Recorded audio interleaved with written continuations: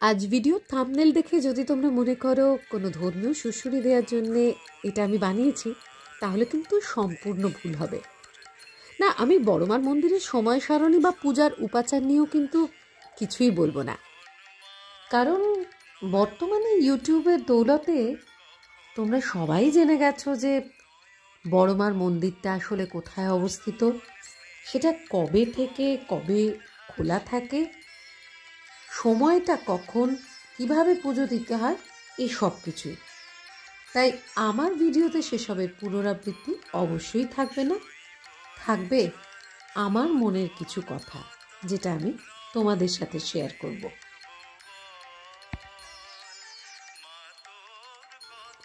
নমস্কার বন্ধুরা, লোপামুদ্রা সিনহা ইউটিউব চ্যানেলের নতুন ভিডিওতে সবাইকে স্বাগত। গত রবিবার আমি চুঁচুড়াতে ছিলাম আমার মাসি শাশুড়ির বাড়ি। ওখান থেকে শুনেছিলাম মাত্র 10 মিনিটের মধ্যে নাকি লঞ্চে করে গঙ্গা পেরোলেই বড়মার দর্শন পাওয়া যায়। বেশ কয়েক বছর ধরে সমাজ মাধ্যমে বড়মার দর্শন পেলেও কিছুতেই আমার সুযোগ হচ্ছিল না। আসলে সবার মতো পুজোর ডালা হাতে মন্দিরে সবসময় যাওয়া হয় না তো। হ্যাঁ, ঈশ্বর বলো বা সুপ্রিম পাওয়ার বলো, তাতে আমার বিশ্বাস অবশ্যই আছে। আর দেবভূমি হোক কিংবা যে কোনো নতুন জায়গা, তাতেও যেতে আমার বেশ ভালো লাগে। দুই মিলিয়ে ভাবছিলাম নৈহাটির বড়মার মন্দিরে একদিন আমাকে যেতেই হবে। সেই সুযোগটা অবশেষে গত রবিবার এলো। তবে বুঝলাম পরীক্ষাময় যার জীবন, তাকে কি করে বড়মাই বা পরীক্ষা না নিয়ে ছেড়ে দেন। আর তাই চেনা জানা সকলে খুব অল্প সময়ে মায়ের দর্শন করতে পারলেও আমি ওই দিন প্রায় 3.5 ঘন্টা রোদ্দুরে লাইন দিয়ে শেষ পর্যন্ত মায়ের দর্শন পেয়েছিলাম। অবশ্য ওই লাইনে হাঁটতে যে খুব একটা কষ্ট হচ্ছিল এমনটা নয়। লাইনে দাঁড়িয়ে দেখলাম ধর্মের দোহাই দিয়ে সাধারণ মানুষকে কতটা বুঁদ করে রাখা হয়েছে। অবশ্য তার ফলস্বরূপ কিছু মানুষ রোজগারের পথ খুঁজে পেয়েছেন।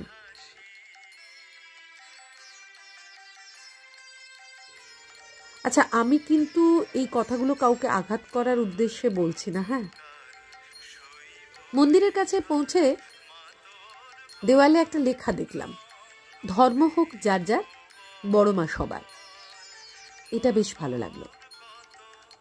যদিও আমি চারপাশে অন্য ধর্মাবলম্বী মানুষজনকে খুব একটা দেখলাম না, তবে এমনটা হলে তো ভালোই। আমি নিজে তো হিন্দু হয়েও ইফতার পার্টি বা ক্রিসমাস পার্টি অ্যাটেন্ড করি।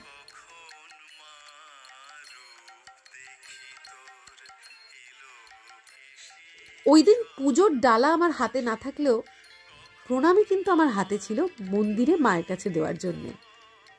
কিন্তু মন্দিরে প্রবেশের মুখেই একজন অশক্ত বৃদ্ধা ভিক্ষুকের হাতে সেটা তুলে দিলাম, তাকেই জীবন্ত বড়মা মনে করে।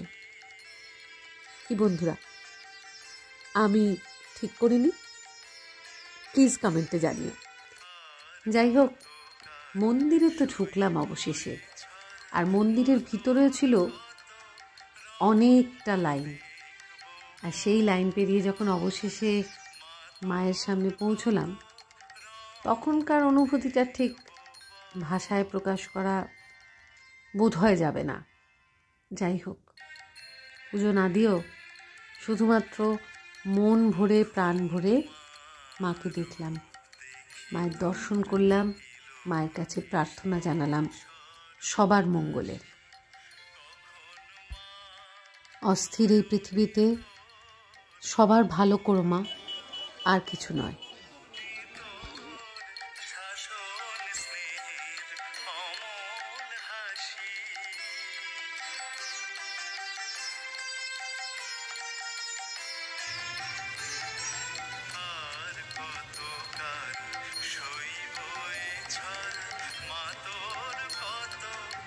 ব্যাস, আজ কিন্তু এ পর্যন্তই। আমার এই ভিডিও ভালো লাগলে ছোট্ট করে একটা লাইক করো, আর শেয়ার নিশ্চয়ই করবে। যারা এখনও চ্যানেলে সাবস্ক্রাইব করোনি, তারা অবশ্যই সাবস্ক্রাইব করে নিও, পাশে থাকা বেল আইকনটাও প্রেস করে দিও। দেখা হচ্ছে পরের ভিডিওতে খুব তাড়াতাড়ি। ততক্ষণ সবাই খুব ভালো থেকো, ভালো রেখো নিজের প্রিয়জনকে। আজকের মতো টাটা।